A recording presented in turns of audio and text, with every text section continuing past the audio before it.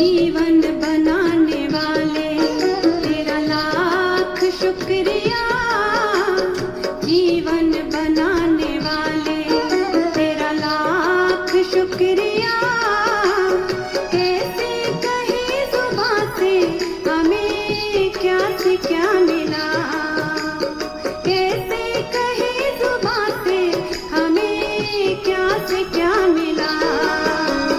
जीवन बनाने वाले तेरा लाख शुक्रिया। जीवन बनाने वाले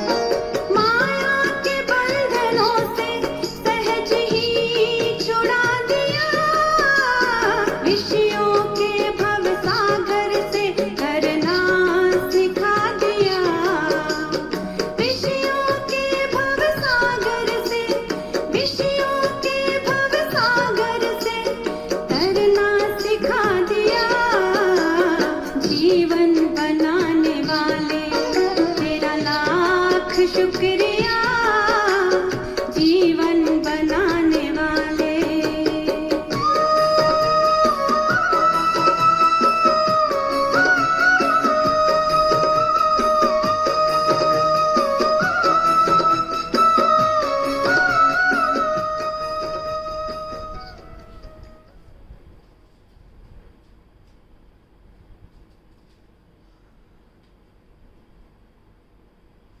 ओम शांति।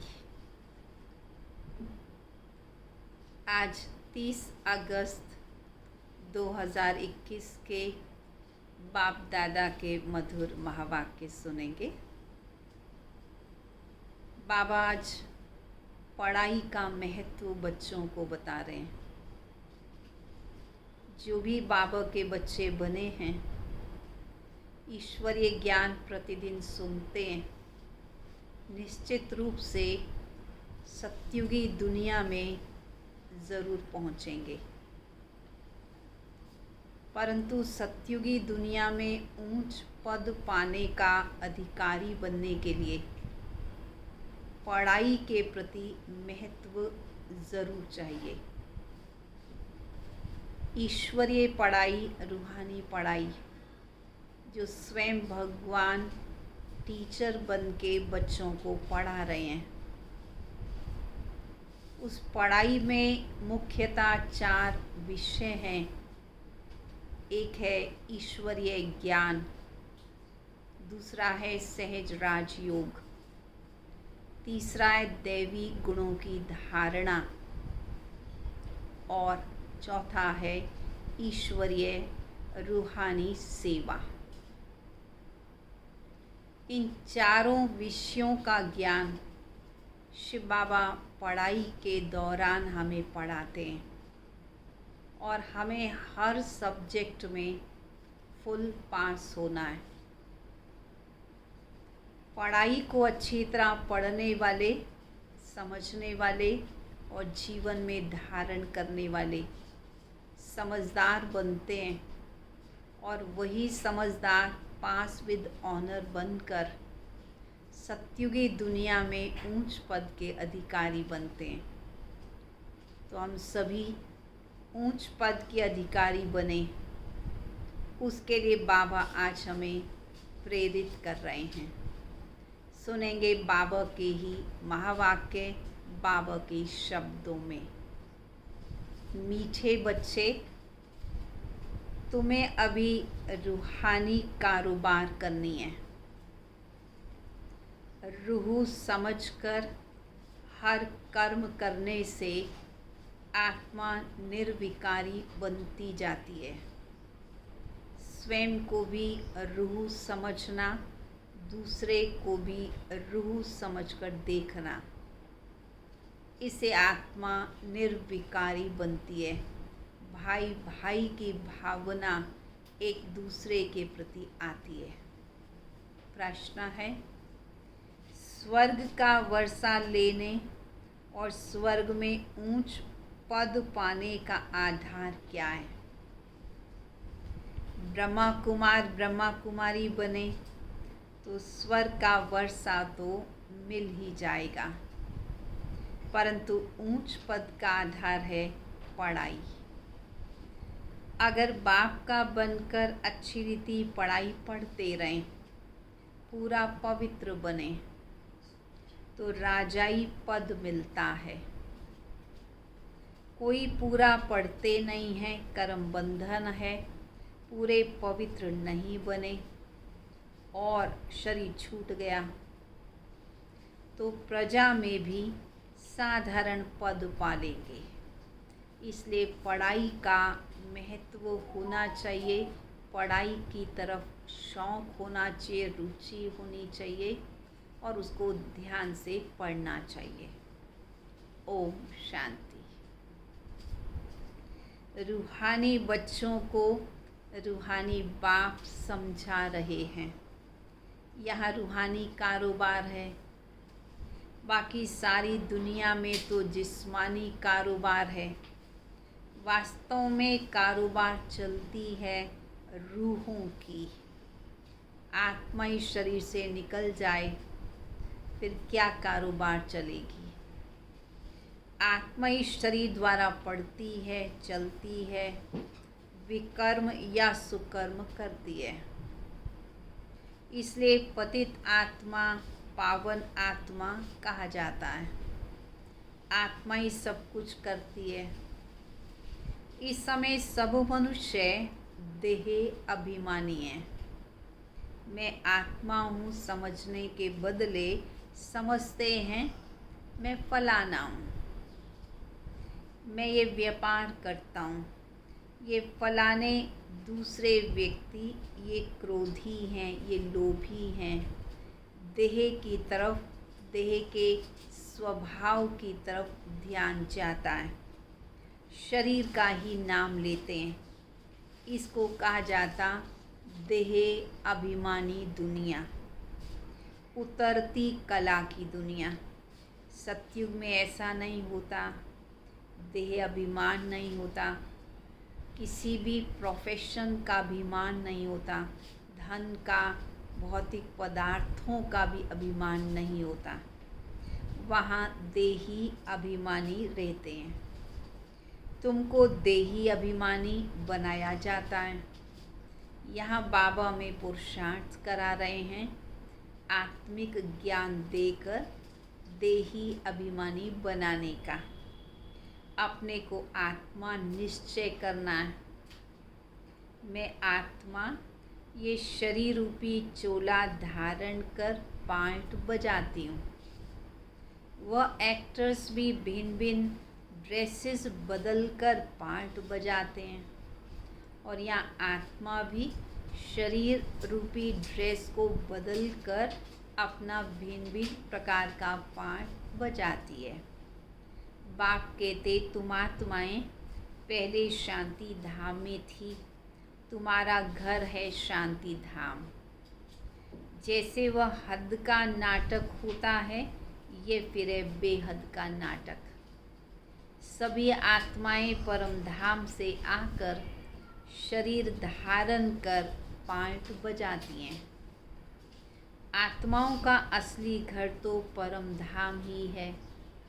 वहाँ से घर से आते पार्ट बजाने के लिए। उन एक्टर्स का तो घर यहाँ ही होता है, सिर्फ ड्रेस बदली कर आकर के पार्ट बजाते हैं।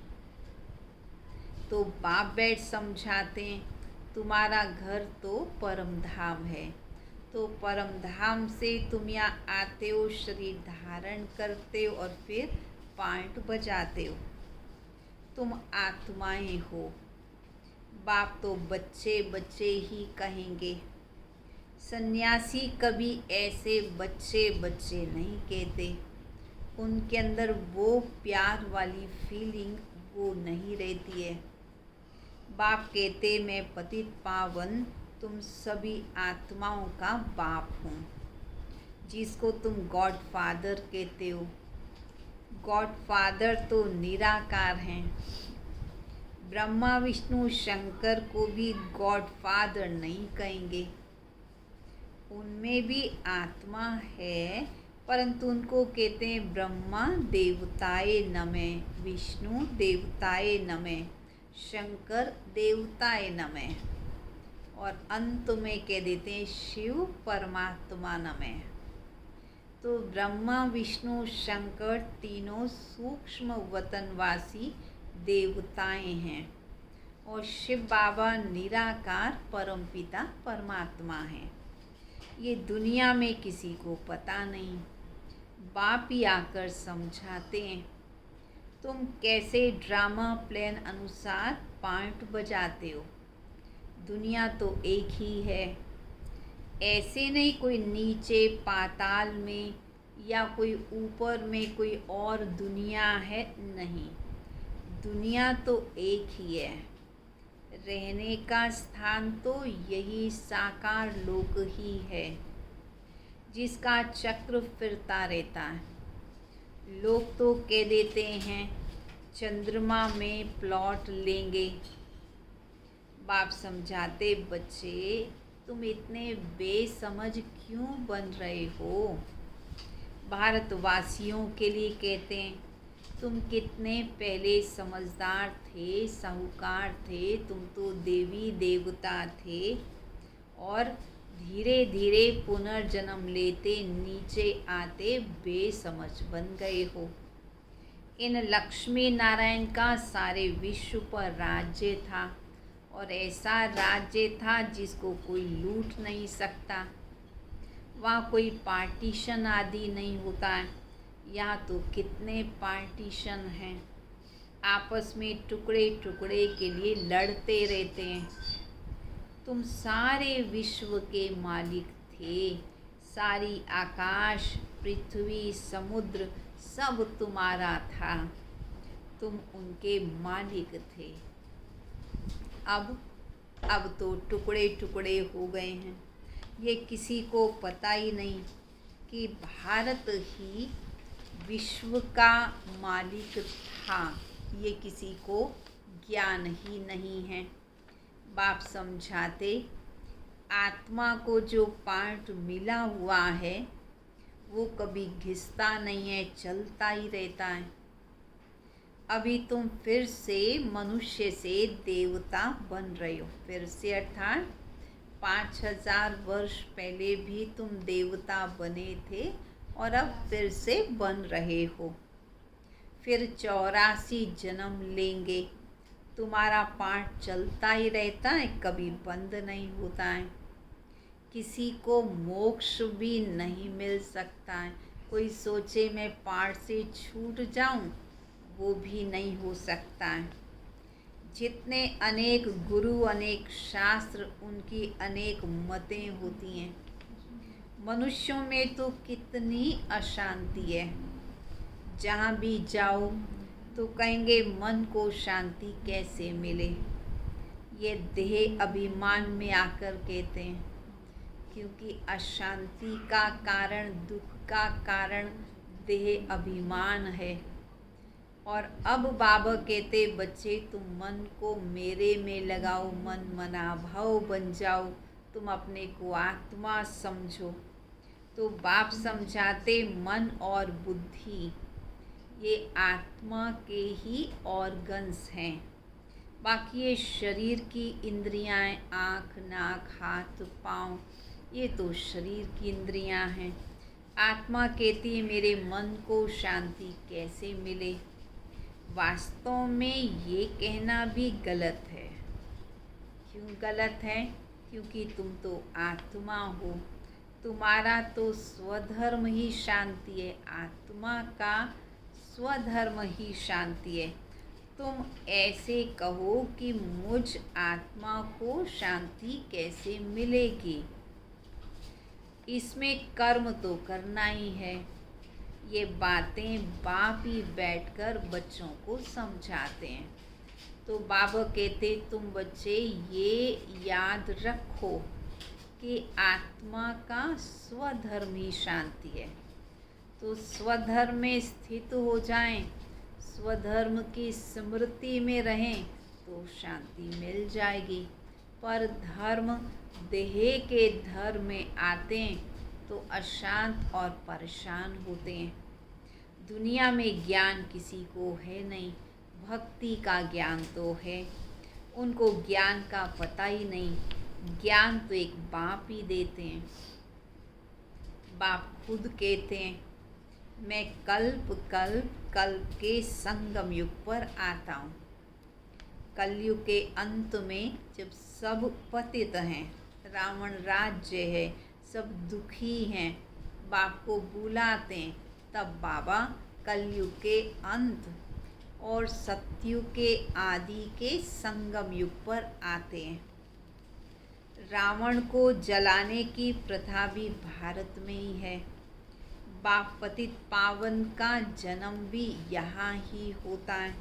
तो रावण का जन्म भी यहाँ, तो राम भी यहाँ पर आते हैं। शिव बाबा है राम। तो शिव जयंती मनाना माना शिव बाबा राम का जन्म, शिव बाबा का जन्म, शिव बाबा का अवतरण, शिव बाबा ब्रह्मा तन में प्रवेश होते हैं, उसको ही शिव जयंती या शिवरात्रि कहा जाता है। रावण जो सबको पतित बनाते हैं इसलिए उनको जलाते हैं। ये बातें किसी की भी बुद्धि में नहीं है। अब भारत में कृष्ण जयंती मनाते हैं, कृष्ण की लीला, कृष्ण के भजन आदि गाते हैं। अब बाबा कहते वास्तव में तुम बच्चे जानते हो कि श्री कृष्ण तो ये ब्रह्मा बाबा ही बनते हैं। तो ब्रह्मा बाबा ने क्या कर्म किए? ब्रह्मा बाबा के जो अलौकिक कर्म चरित्र के रूप में हम याद करते हैं, तो तब ये आत्मा इतनी श्रेष्ठ पावन कर्मातीत बन जाती है कि श्री कृष्ण पद को प्राप्त करती है। तो कहते हैं कंसपुरी में जन्म लिया। अब कंस तो डेविल को कहा जाता है। सतयुग में डेविल ये राक्षस आदि तो होते ही नहीं, आसुरी संप्रदाय तो वहाँ है ही नहीं। तुम जानते हो कृष्ण की आत्मा तो सतयुग में थी। वह अपने 84 जन्म भोग इस समय पति से पावन बन रही है, अपना पद फिर से ले रही है।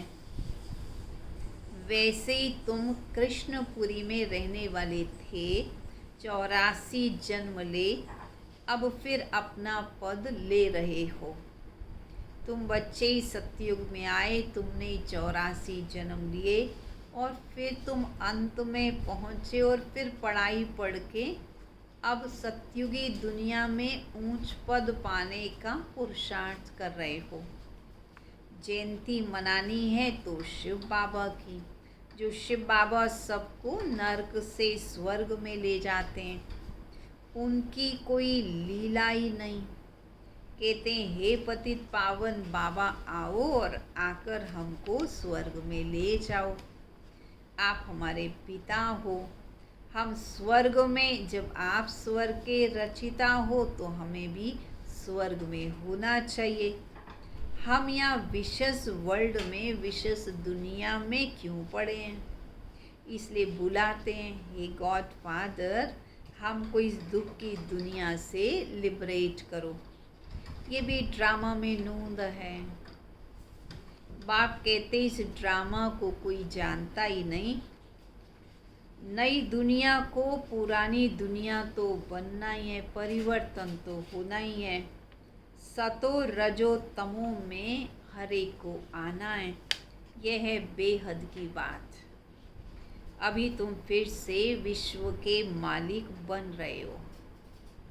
भारतवासी जो नई दुनिया में थे वही 84 जन्मों का पार्ट बजाएंगे।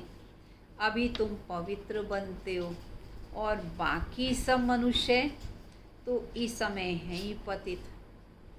तब तो पावन के आगे जाकर नमन करते हैं। पावन को पावन नमन क्यों करेंगे? तो जो पतित बन जाते हैं वो पावन को नमन करते हैं। तो बाबा कहते बच्चे कन्या पवित्र है तो देखो सब उनके आगे सिर झुकाते हैं, और वही कन्या शादी कर ससुर घर जाएगी तो उसे सबके आगे माथा टेकना पड़ता है, क्योंकि अपवित्रता आ गई। तो महत्व तो पवित्रता का है। अभी बेहद का बाप आए हैं सबको पावन बनाने, तो हम सब क्या पुरुषार्थ कर रहे हैं? पावन बनने का पुरुषार्थ कर रहे हैं। तो कलयुगी दुनिया है अभी, और तुम हो संगम युग पर। अब तुमको पति दुनिया में नहीं रहना है। भले फिजिकली पति दुनिया में हैं, लेकिन बुद्धि इस पति दुनिया में न रहे, पति दुनिया से कोई लगाव ना रहे। तो बाबा कहते तुम ऐसा समझो कि इस पति दुनिया से तुम्हारा लंगर उठ चुका है, तो इस दुनिया से उपराम बन जाओ। यह है कल्याणकारी युग। बाप आकर सबका कल्याण करते हैं। तुम अभी कृष्ण जयंती मनाओगे, नहीं तो लोग समझेंगे ये तो नास्तिक हैं। तो भले श्री कृष्ण जन्माष्टमी तो सच्ची में तो सतयुग में ही होती है, सचमुच में तो श्री कृष्ण का जन्म वो तो सतयुग में ही होता है। योग बल द्वारा जन्म होता है। प्रथम राजकुमार है, संपूर्ण निर्विकारी है। तो ऐसी आत्मा का इस धरा पर आना तो अपने आप में बहुत बड़ी खूबी वाला होता है। तो बाबा कहते तुम इस दुनिया में रहते हो तो तुम्हें दुनिया या समाज के अनुसार जो समाज में त्योहार मनाते हैं, जिस रीति रिवाज से मनाते हैं, वो तुम्हें भी मनाने तो पड़ते हैं। तुम्हारा कर्तव्य मनाते हुए भी उसमें सेवा करना। तो जब सेवा करेंगे तो उनको उसका मीनिंग बता सकेंगे। तो जो अपने बाप को और रचना के आदि मध्य अंत को नहीं जानते वो वास्तव में नास्तिक हैं। जो बाप को जानते हैं, बाप से योग लगाते हैं, वो तो पूरे आस्तिक हो गए। इस समय तो सब निधन के ऑर्फन बन गए हैं। घर घर में झगड़ा है, एक दूसरे को मारने में भी देरी नहीं करते। कैसी ये कलयुगी दुनिया हो गई है। हमेशा डर में, खौफ में व्यक्ति जीवित रहता है। उसे हमेशा खतरा रहता है, मालूम नहीं कल क्या होगा। इसलिए इसको नास्तिकों की दुनिया कहा जाता है।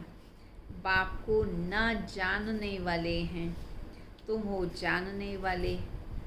और अभी तुम समझते हो कि पहले हम पत्थर बुद्धि थे, बाप हमको पारस बुद्धि बना रहे हैं, और कोई तकलीफ़ की बात ही नहीं है।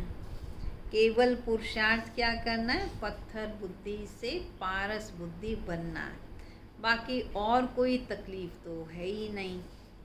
बाप सिर्फ कहते 1 घंटा पढ़ाई पढ़ो, अपने को आत्मा समझ, मुझ बाप को याद करो। शरीर को याद करेंगे तो लौकिक संबंधियों की याद आएगी, और देही अभिमानी रहेंगे तो मुझ बाप की याद रहेगी। ये तो है ही विशस दुनिया। विषय सागर में गोते खाते रहते हैं। विष्णु को क्षीर सागर में दिखाते हैं। कहते हैं वहाँ दूध घी की नदियाँ बहती थी। यहाँ तो देखो तेल भी नहीं मिलता, कहाँ वहाँ दूध घी की नदियाँ बहती हैं, अर्थात अथाह होता है, बेहद में होता है, कमी नहीं रहती है। और यहाँ तो पानी के लिए भी धन खर्च करना पड़ता है। तो उस नई दुनिया में और इस पुरानी दुनिया में रात दिन का फर्क है। तो तुम बच्चों को नई दुनिया में चलने की कितनी खुशी होनी चाहिए। बाप ही खिवैया है, गाते भी हैं नैया मेरी पार लगाओ। ये सब नैयाएँ हैं, खिवैया एक बाप ही है। ये शरीर यहाँ ही छोड़ देंगे, बाकी आत्माओं को पार ले जाएंगे शांति धाम, वहाँ से फिर भेज देंगे सुख धाम में। परमपिता परमात्मा को खिवैया कहा जाता है। बाप की महिमा गाते हैं अनेक प्रकार से। अभी तुम पवित्र बन पवित्र दुनिया के मालिक बनते हो। तो पुरुषार्थ क्या कर रहे हैं? पवित्र बनने का, नई दुनिया के मालिक बनने का। श्री श्री शिव बाबा आए हैं बच्चों को श्रेष्ठ बनाने। खुद भगवान कहते हैं ये तो भ्रष्टाचारी दुनिया है। अभी तुम परम पिता परमात्मा की श्रीमत पर चल श्रेष्ठाचारी बनते हो। कितनी गुप्त और रमणीक बातें हैं जो तुम बच्चों को ही समझ में आती हैं। तुम्हें इन बातों को सुनने में रुचि होती है, तुम्हें रमणीक लगती हैं, क्योंकि समझ ही तुम्हें आती हैं, औरों को समझ में आएंगी नहीं। तुम जानते हो कि अभी देवी देवता धर्म का कलम लग रहा है। जो भी देवी देवता धर्म वाले और धर्मों में कन्वर्ट हो गए हैं, वही आकर फिर ब्राह्मण बनेंगे। ब्रह्मा कुमार ब्रह्मा कुमारी बनने बिगर बाप से स्वर का वर्षा ले नहीं सकते। अभी तुम ब्रह्मा कुमार कुमारियाँ स्वर का वर्षा ले रहे हो। जितना पुरुषार्थ करेंगे और कराएंगे, उतना ऊंच पद पाएंगे। सब तो इतना पुरुषार्थ कर नहीं सकते। पूरा नहीं पढ़ेंगे तो नतीजा क्या होगा? अगर शरीर छूट गया और पढ़ाई पूरी पड़ी नहीं, तो स्वर्ग में तो भले आ जाएंगे, परंतु प्रजा में बिल्कुल ही साधारण पद पाएंगे। अगर बाप का बनकर अच्छी रीति पढ़ें तो राजाई पद पा सकते हैं। नहीं पढ़ते तो समझेंगे इनकी तकदीर में नहीं है। पवित्र रहेंगे, पढ़ेंगे तो ऊंच पद पाएंगे। अपवित्र होने से बाप को याद कर नहीं सकेंगे। बुद्धि मलिन हो जाती है तो स्वच्छ बाबा की याद टिक नहीं पाती है। ऐसे भी बहुत हैं। कर्म बंधन का हिसाब जब उनका छूटे, गाड़ी के दोनों पहिए पवित्र होंगे तो ठीक चलेंगे।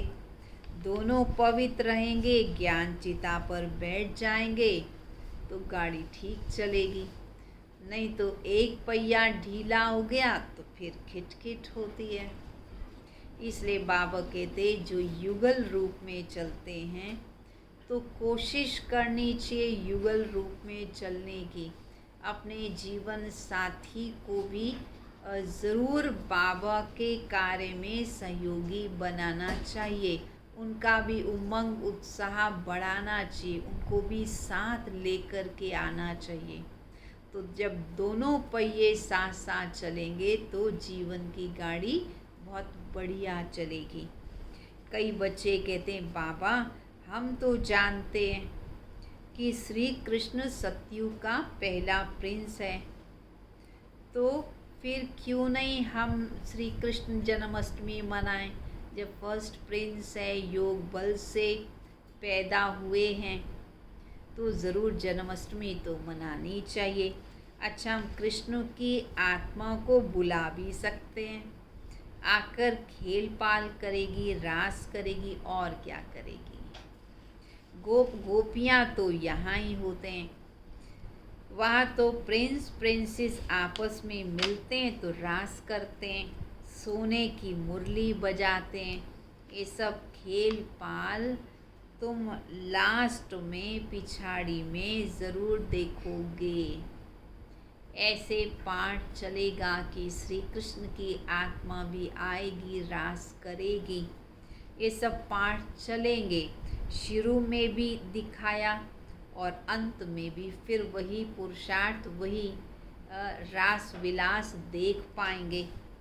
अब तुम पुरुषार्थ कर रहे हो, अब फिर पिछाड़ी में साक्षात्कार होना फिर शुरू हो जाएगा। कौन कौन किस पद को पाएंगे ये तुम जानते हो। तो बाप बैठ सब राज समझाते हैं, किस आधार से हम ऊंच पद के अधिकारी बन सकते हैं। तुमसे पूछते हैं, क्या पूछते हैं? क्या तुम वेदों शास्त्रों को मानते हो? बोलो हाँ। हम क्यों नहीं मानते? हम ये मानते हैं कि ये भक्ति मार्ग की सामग्री है। इसमें जो सत्य ज्ञान है वो सत्य ज्ञान तो बाप ही आकर देते हैं। तो ज्ञान देने वाला तो एक ही ज्ञान सागर बाप है। तो ज्ञान मिलता है तो भक्ति तो आप ही छूट जाती है। तुम मंदिर में भी जाओगे तो बुद्धि में रहेगा ये लक्ष्मी नारायण फिर नई दुनिया में राज्य करेंगे। तो बाप बच्चों को समझाते हैं। बाबा कहते बच्चे दोनों तरफ तोड़ निभाना है। ग्रस्त व्यवहार में रहते पवित्र बनना है। श्रीमत कहती है पूरे पवित्र बनो, पूरे वैष्णव बनो और विष्णुपुरी का राज्य लो। कितना सहज है। अच्छा, मीठे मीठे सिक्किल दे बच्चों प्रति माता पिता बाप दादा का याद प्यार और गुड मॉर्निंग। रूहानी बाप की रूहानी बच्चों को नमस्ते। रूहानी बच्चों की रूहानी बाप दादा को नमस्ते नमस्ते नमस्ते।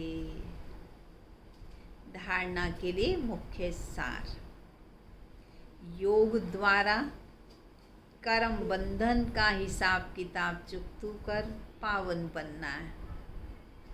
ज्ञान चिता पर बैठना है। पूरा पूरा वैष्णव अर्थात पवित्र बनना है। दूसरा, अपने शांत स्वधर्म में स्थित रहना है। सबको शांति धाम की याद दिलानी है। कभी भी अशांत नहीं होना है। वरदान। नॉलेज द्वारा रावण के बहु रूपों को जानकर उसकी अट्रैक्शन से मुक्त रहने वाले हिम्मतवान भव। क्या करना है? माया की आकर्षण से मुक्त रहना है, हिम्मतवान बनना है। भले रावण किसी भी रूप में आ जाए लेकिन प्रभावित नहीं होना है। जो बच्चे नॉलेज द्वारा रावण के बहु रूपों को अच्छी तरह से जान गए हैं उनके आगे वह माया नज़दीक भी नहीं आ सकती। चाहे सोने का चाहे हीरे का रूप धारण कर ले, जैसे कि दिखाते कि सोने का हिरन आ गया, परंतु बाबा कहते माया भले सोने का या हीरे का हिरन बन के भी आ जाए लेकिन उसकी अट्रैक्शन में बच्चे नहीं आए। ऐसी सच्ची सीताएं बन, लकीर के अंदर रहने का लक्ष्य रख, हिम्मतवान बनो। फिर ये रावण की बहु सेना वार करने की बजाय आपकी सहयोगी बन जाएगी। प्रकृति के 5 तत्व और 5 विकार ट्रांसफ़र होकर आपकी सेवा के लिए आएंगे। स्लोगन। सेवाओं में सफलता प्राप्त करनी है तो निर्माण चित्त की विशेषता को धारण करो। सेवाओं में सफलता कैसे प्राप्त होगी? जब स्वभाव को नम्र बनाएंगे, निर्माण चित्त होंगे तो ज़रूर सेवाओं में सफलता प्राप्त होगी। अच्छा, ओम शांति। बाबा की याद में बैठेंगे।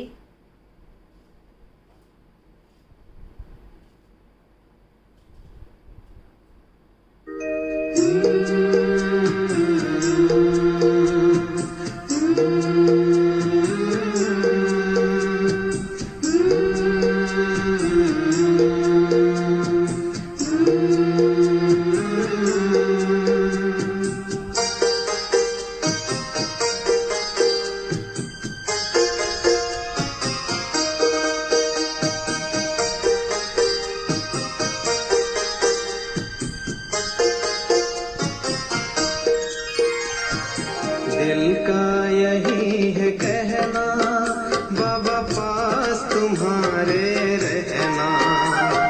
दिल का यही है कहना, बाबा पास तुम्हारे रहना। अव्यक्त वतन से यूं ही आके हमसे मिलते रहना। अव्यक्त वतन से यूं ही आके हमसे मिलते रहना। संगम की ये मुलाकातें बरसाई स्नेह बरसाते। संगम की ये मुलाकातें बरसाई स्नेह बरसाते। दिल का यही है कहना, बाबा पास तुम्हारे रहना। पास तुम्हारे रहना।